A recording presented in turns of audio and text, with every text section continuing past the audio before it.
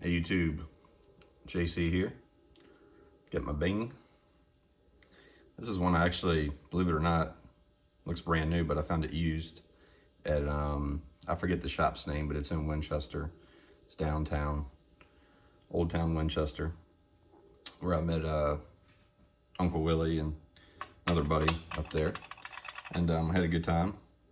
And I think I paid 65 bucks for this. And you know how much they are new. But it wasn't even broken in. I think it was smoked like once or twice.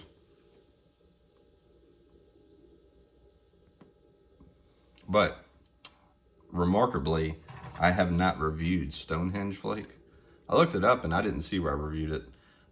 Those of you that know, especially Beans, if you see this video, but those of you that do a bunch of reviews and stuff, I don't know if there's an easy way to look up your reviews or not. I just kind of search like a certain tobacco to see if I have, basically. It'd be nice if there's a way you could catalog everything, just to put all your reviews in one spot so you could just scroll through them all. But Pease Stonehenge flake. As you can see, this is from 2019. So it's got 4 years on it. And I tell you what, it's really, really good.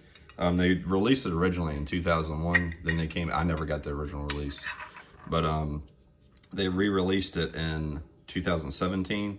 And a lot of people say they don't like it as much because it has too much topping. I particularly love this. And you can see just from the 4 years, I don't know if you can see on the camera, sugar crystals on this puppy. But there's little small sugar crystals all over the place. And these things have just held up beautifully. These things have just held up so nice. You might not be able to see it, but either way, you can just take my word for it. But man, you open it up and it just smells dark and rich and like dark fruity. You do get a little bit of cocoa in there. I don't know exactly. It's hard to find information on this, really. I know the guy with company and GLPs obviously went together and did this. It said it took them over a year to develop it. Not sure about the first one versus the second one and all that. I feel like it definitely has topping on this stuff. But I feel like it's almost that, what's the topping they use? I just had it on the tip of my tongue. It's a Lakeland-esque topping, but Tonkin bean. I feel like it has Tonkin bean in it because to me, sometimes when you're really slow sipping on it, you get a little bit of that almondy, rich creaminess to it. And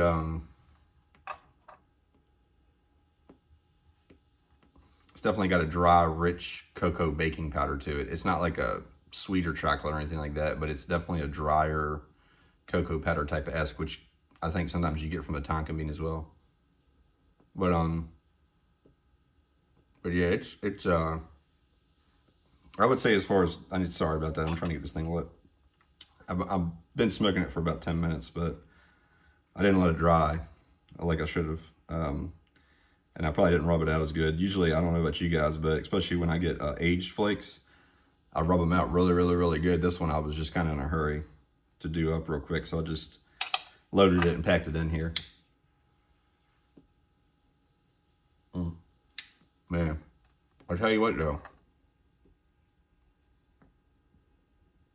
On the relight, it is just so good.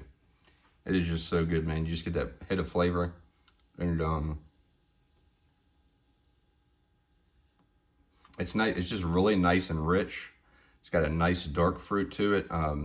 No spice at all to speak of. Nuttiness could be coming a little bit from that burley, but it's almost like an almondy versus a regular, just straight burley nuttiness to me. That's why I think it's got like a topping kind of on it.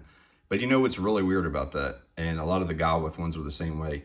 To me, you don't get as much it's like a different type of hit you get on it when they're aged. When they start aging, they start getting a little bit of creaminess and a little bit of like soapiness to them, kind of like when they add the Tonkin, I think. But that you don't get at first. You get these other flavors at first, but then once they start aging, you get like a different like mouthfeel to them, so to speak too. But very, very good. and this is why you can't really listen to reviews. I didn't really look up reviews before I did this, but I have seen other reviews before, or read other reviews before, where people say, oh, this is all 100% floral. There's no flipping way this is 100% floral. I feel like if you want a real floral guy with, you go with Boston Cut or something like that. Even, was it Ennerdale? Ennerdale to me is not real floral. That to me has a little bit of a fruitish type of flavor to it, but it falls really, really flat on flavor. Some people are very, very sensitive to the floralness of the Lakeland style tobacco, or Lakeland topping, I would say, not Lakeland style, but Lakeland topping they use. I'm not really getting that much in this. From time to time, you might get a small little hit of it, but you really have to search for it for me, so I wouldn't consider this a floral tobacco. But I mean, there is Perique in this, but I don't know how much, because it's not really a strong tobacco. To me, it's not really spice at all, really. I wouldn't even really I don't get any spice from this, even on the Retro Hail. I don't personally. I just get more of a rich, like I said, it's got like a cocoa-ness to it. It's got a little bit of creaminess to it. It's just, I don't know, it's just a good tobacco, man. I mean, it's not hugely complex, but the little bit of dark fruit that's in there, a little bit of cocoa that's in there, a little bit of creamy almondiness to it. It's very good. Let me take a sip of coffee real quick, but yeah, like I was saying before, I'm running out of stuff to kind of do. You know, not really running out of stuff, but I need to catalog what exactly I've done and haven't done. But this next year coming up, not 23, but 24, I got a bunch of 10-year tins. Like when I first started smoking that I bought and stuff that were a year or so old, maybe. So I got a bunch of tins that are getting ready to hit 10 years that I'm getting ready to open back there. Like Red Carpet's one of them. I got a bunch of the GLP stuff that I'm getting ready to open. I got the Cellar series. I got 3 Cellar series that are getting ready to hit 10 years. I'm getting ready to open. So yeah, it's gonna be fun next year. So stick around for that. But yeah, and a lot of the stuff that's been coming out, I haven't really been, you know, wanting it.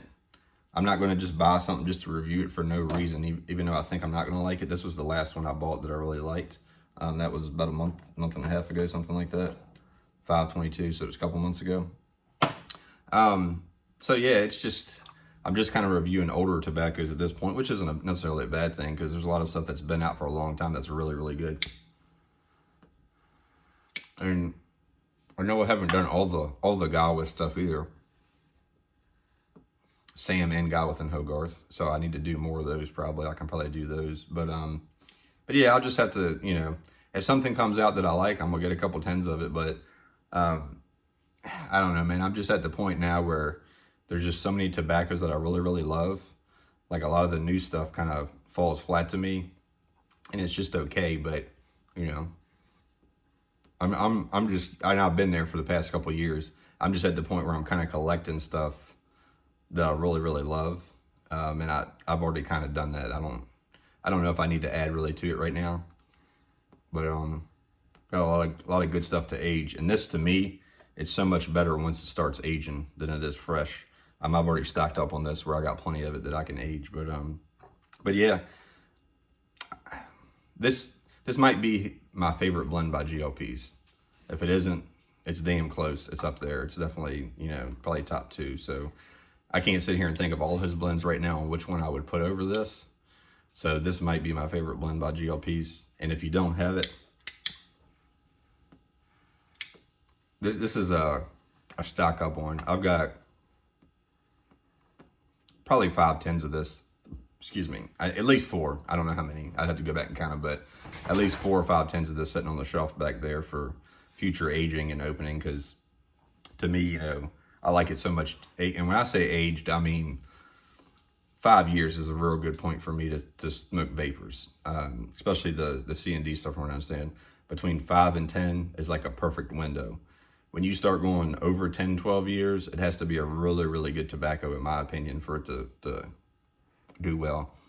And a lot of times, then they start falling flat sometimes. But like this one right here, I was smoking some of this the other day, and this is from 14.